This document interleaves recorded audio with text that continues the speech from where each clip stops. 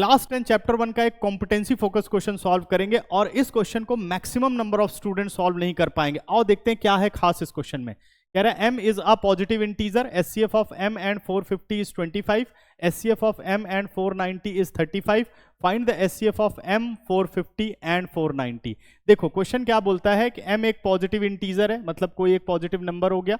उसके बाद m और 450 का SCF 25 गिवन है, m और 490 का SCF 35 गिवन है। तो कह रहा बताओ इन तीनों का अगर हमें SCF बताना हो तो क्या आएगा, ठीक है ना।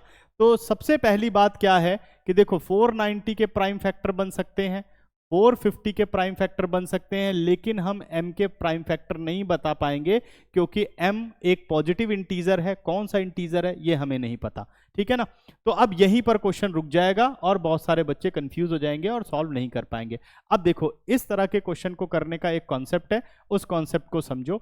अगर मुझे SCF इन तीनों का निकालना हो, जैसे मुझे निकालना है SCF ऑफ m 450 490, तो हमेशा याद रखो कि अगर हमें m और 450 का SCF पता है, m और 490 का SCF पता है, तो इन तीनों का SCF कैसे निकलेगा। हम निकालेंगे SCF ऑफ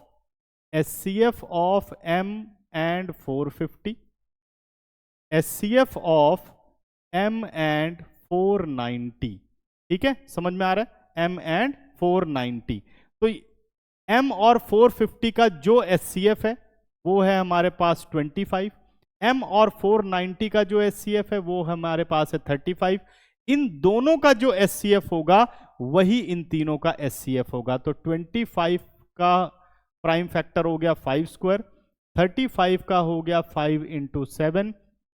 इन दोनों के अगर हम SCF को फाइंड आउट करें तो वो SCF कैसे निकलेगा। प्राइम फैक्टर हम कर चुके हैं, कॉमन प्राइम नंबर कौन सा है 5, जो छोटी पावर है उसी को हम SCF लेते हैं, ठीक है ना। तो 5 की पावर 1 यानी 5 SCF हो गया 25 और 35 का, और यही SCF हो गया इन तीनों का m 450 एंड 490।